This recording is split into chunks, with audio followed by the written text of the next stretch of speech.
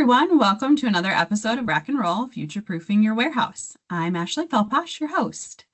Today, we're exploring WMS best practices for tracking, reporting, and staying compliant. I'm excited to be joined by Garrett Shaw, Tryon Solutions' very own Principal Solutions Architect. Hi, Garrett. How are you today? I'm doing well. How are you, Ashley? Doing well. Thanks for joining us today. I'll have you start by introducing yourself and then give us a little background about you, and then we can get into our topic.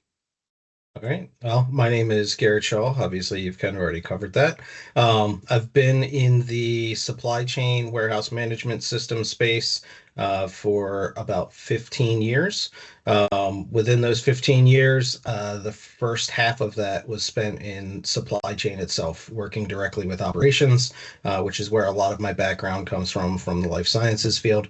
I've managed multiple clients within a single space in the warehouse that was audited regularly, both by the customer and the FDA and USDA, customs, any organization, you name it, we got some audits from it. But have a lot of experience with that, and then tying that into the consulting side of the business and just understanding what it takes to set up a warehouse and follow those regulations. So yeah, very well versed within this world. Yeah, we're happy to have you, especially on today about this specific topic. So thanks. So, in your experience, what WMS features are most critical for ensuring compliance in process-driven industries like life sciences and pharmaceuticals and things like that? Yep. So obviously the biggest things that we look for here are inventory activity, inventory tracking, inventory accuracy. So a lot of the biggest pieces of any type of supply chain that is strictly process driven or as strict as a pharmaceutical side of the business is, inventory activity, cycle counting, countbacks, and while it's not necessarily a feature of the WMS, but what corresponds to those things is however you decide to set up your processes and go through the warehouses, you have to have SOPs and work instructions, because when those audits take place, the auditor is going to look at your SOPs, look at your work instructions, and make sure you're doing it as the way that you're saying you're doing it and how you're training your folks on that. Um, within the warehouse, understanding those SOPs greatly reduces the risk and mitigation of those failures when you're dealing with pharmaceuticals, right? So you're quite literally holding someone's health in your hands as you're processing medication, as it's going in and out of the warehouse. You drop a vial and it breaks, that's medicine that someone could have used. Now, accidents happen. There's always some shrinkage that's applied to all supply chain activities, but very important things. And, when we talk about the documentation side too, right, is the training that goes into that. Every operator within that warehouse has to know how to do the processes and follow them correctly. If there's a deviation from that while being audited, you're going to have a finding, and then you're going to have more work to fix it. And how do you prevent it in the future? And sometimes training better isn't the only option.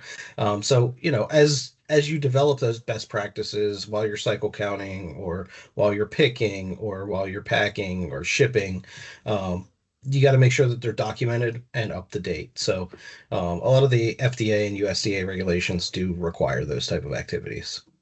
Yeah, that's really interesting. It's funny as I go through and I get to do these interviews with people, I learn so much. And truthfully, you don't realize what happens in the background of so many companies. And supply chain is one of those things that just kind of seems like it just happens flawlessly, but there's so many things that go into it.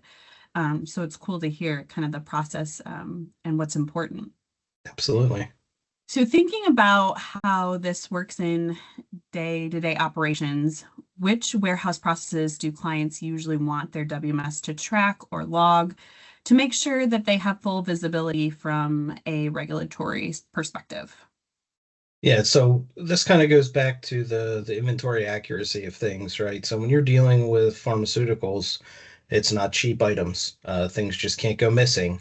It's very hard. There's a very big difference between a roll of toilet paper being missing and a bottle of cancer medication. Hmm. So a lot of those things are super important, and it comes back to something that I think we'll end up getting to, is the tracking and history of everything coming in, anything that happened to it while it was in the warehouse, as well as once it leaves, where did it go? Because once it gets outside of your purview, you still have to be able to track that down to whoever it is. um, so some of the processes are receiving history, inventory movements within the warehouse. So what location did it come from, what location did it go to, was that inventory adjusted? Did you have to increase it because there was an extra bottle in a box? All of those things are important. And when you find those things, is they all have to be documented and they all have to be sent over to the customer, the client, and letting them know, hey, there's a problem with this. So it's not a simple, it goes to the damage section. There's a Hmm. whole Hmm. process that has to come into play because it is a much different product that you're handling. Your inventory shipped. So once you're shipping things, you have to be able to know where it went.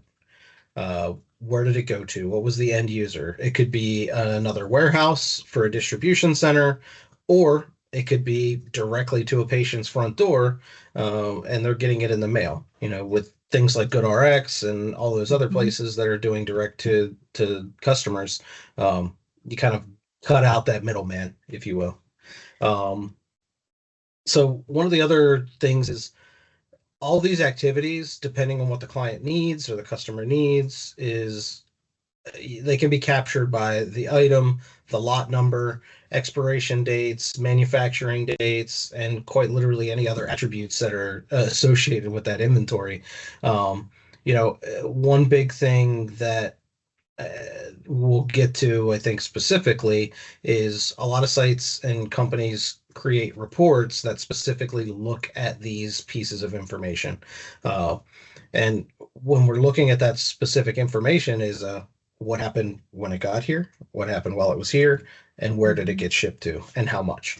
So a lot of those things are kind of all encompassing for really managing the inventory. While the processes are important and they help to mitigate any type of risk, you still need to know where you got it from and where you shipped it to.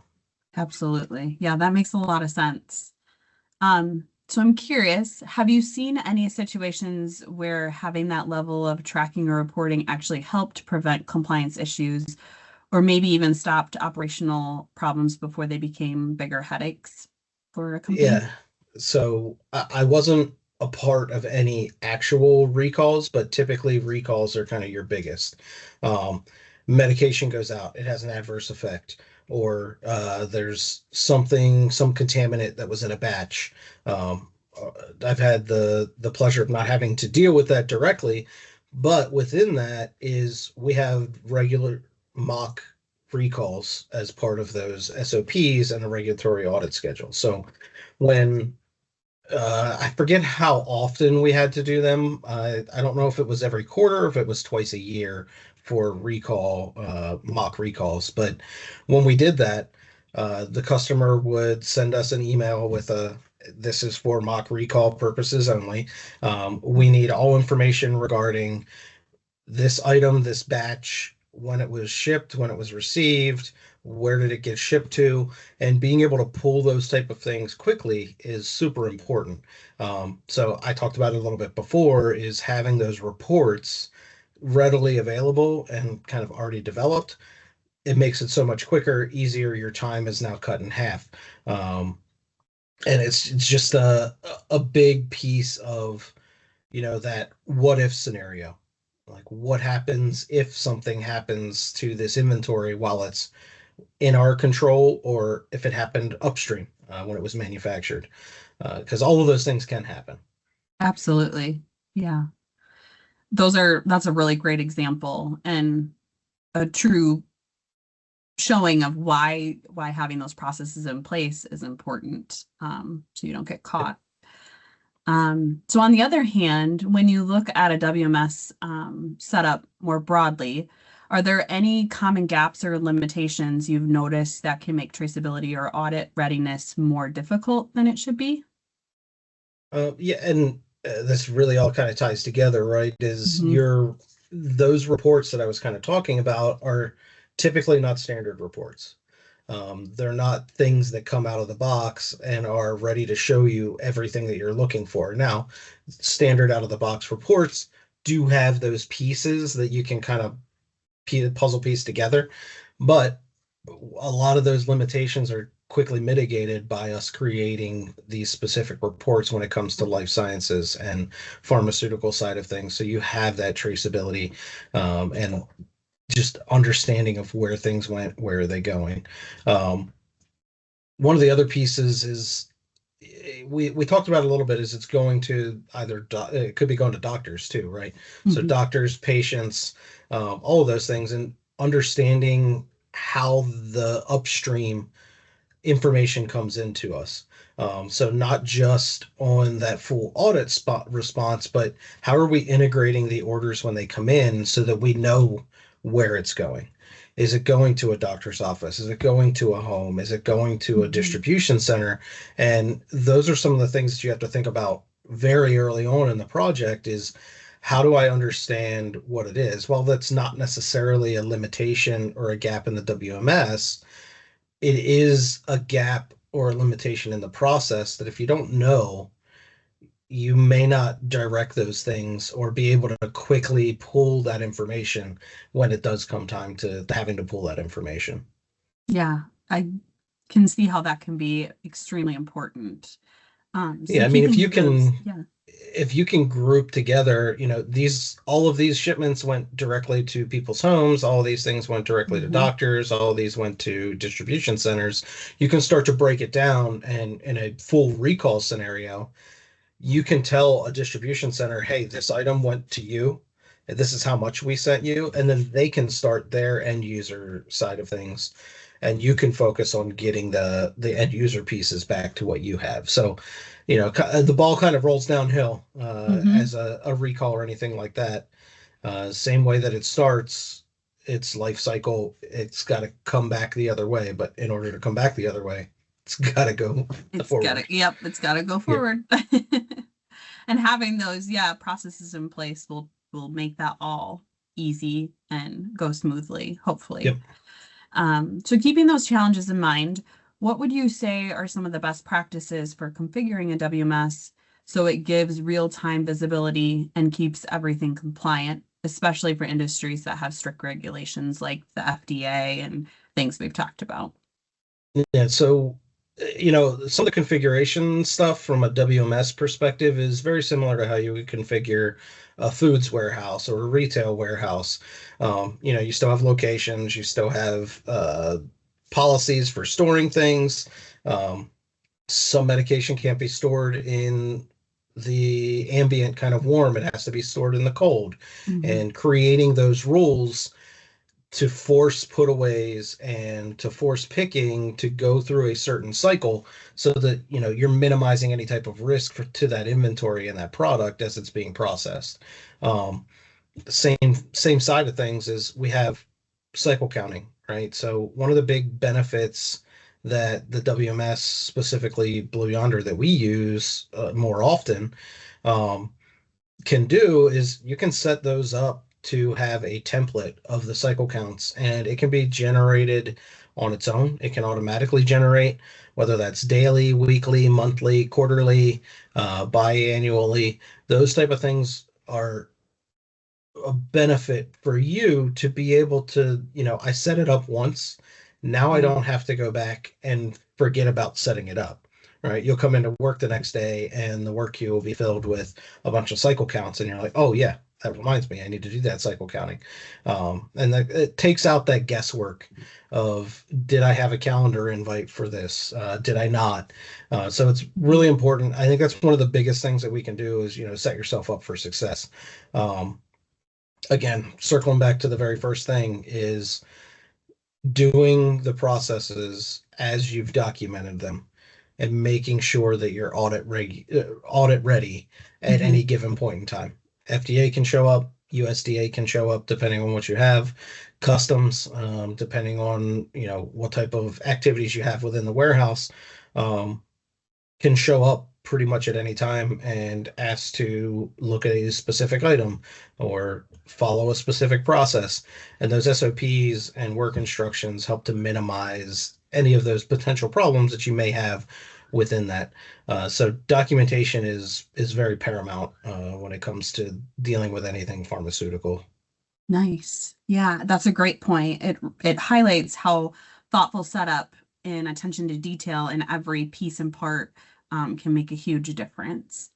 Yeah, I Is there mean, if anything you else? Yeah, go ahead. Go ahead. yeah, I mean, if you set it up right the first time, Mhm. and a lot of different silos of business operate differently, right? So retail can move quicker with things.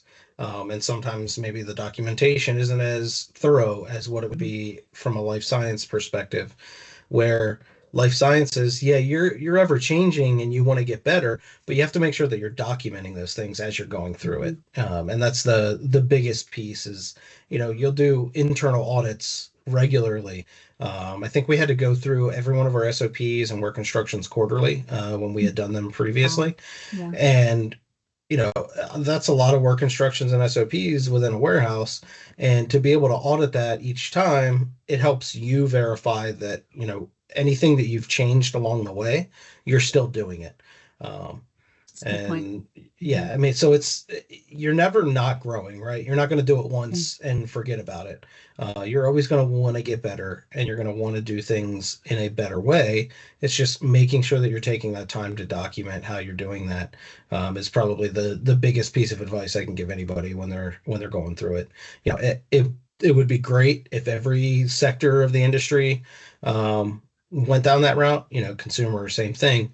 Um, they can move a little bit faster and less strict on the Yeah. FDA, USDA side, but much, it's just as important as it is. Absolutely.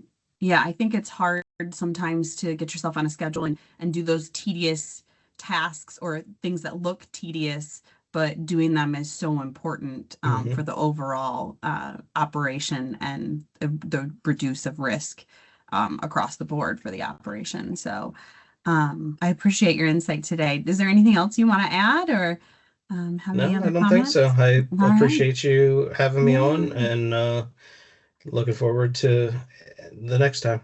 Yeah, absolutely. Well, thank you all for joining us today in this episode of Rack and Roll. We hope you enjoyed our discussion on best practices for WMS tracking, reporting, and staying compliant.